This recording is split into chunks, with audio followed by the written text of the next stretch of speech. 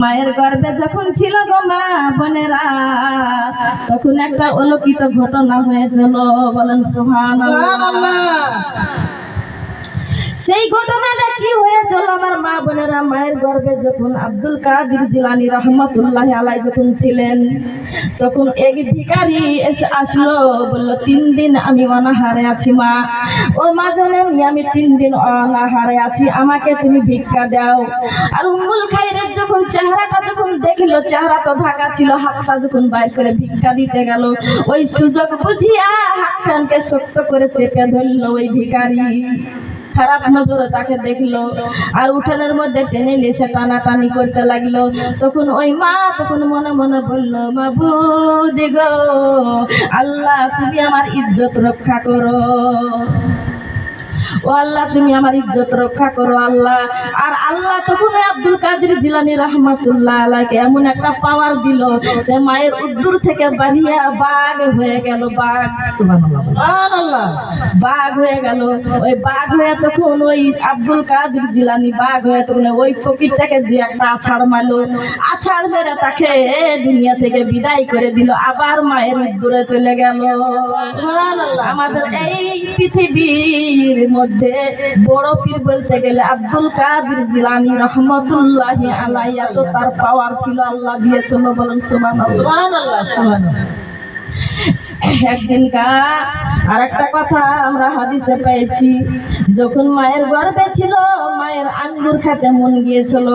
আঙ্গুর খেতে যখন মন গেল, থোকা থোকা আঙ্গুর আছে, সেই আঙ্গুরের মধ্যে কিন্তু একটা সাপ ছিল, বিষাক্ত সাপ। ওই সাপটা কিন্তু সবুজ, ওই সবুজ আঙ্গুরের কালারেরই ছিল, বুঝতে পারছে না উম্মুল খাইর ফাতেমা। ওই ফাতেমা তখন আঙ্গুর খাইতে মন গিয়েছে, পেটে বাচ্চা নিয়ে আঙ্গুর খাইতে মন গিয়েছে। যখন পারতে যাচ্ছে ওই থোকাতে হাত দিবে, সাপে বিষাক্ত কামড়াবে, সেই জন্যে ওই গাউসে পাক রহমতুল্লাহ আলাইহি কি করলেন, মায়ের উদ্দুর থেকে মাকে একটা এমন ভাবে একটা আঘাত করলেন, এমন একটা আঘাত করলেন। আর মা তখন পুকুরি হয়ে বসে গেল, ওই আঙ্গুরের দিকে আর তাকালো না। সাপে যে কামড়ে নিবে সে কথাটা ও মায়ের পেট থেকে জানতে পারছে যে মাকে আমার দংশন করবে, সেই জন্য মাকে একটা এমন আঘাত করলো, যে কোনো একটা আঘাত করলে একটা গুতা দিল, আর মা তখন পুকুরি হয়ে গেল, আর সেই জায়গাতে হাত দিল না। সুবহানাল্লাহ বলুন। ওই বাগদাদ শহরে পড়তে যাচ্ছে, এক জায়গাতে পড়াশোনা করতে দিচ্ছে। মায়ে কি করলো, একটু সামান্য সোনা মুদ্রা এই বগলের তলে জামাতে সেলাই করে দিল, আর বললো বাবা কখনো জানে মিথ্যা কথা বলো না, আমার এটা আমার নসিহত থাকলো, বা আব্বা জান তুমি জানে মিথ্যা কথা জানে বলবা না। সকল ছেলে পিলারা যায় গিয়েছে সাথে, এবার ডাকাতে ধরলো। বলেন সুবহানাল্লাহ। যাকে বলে গাউসে পাকের জীবনী।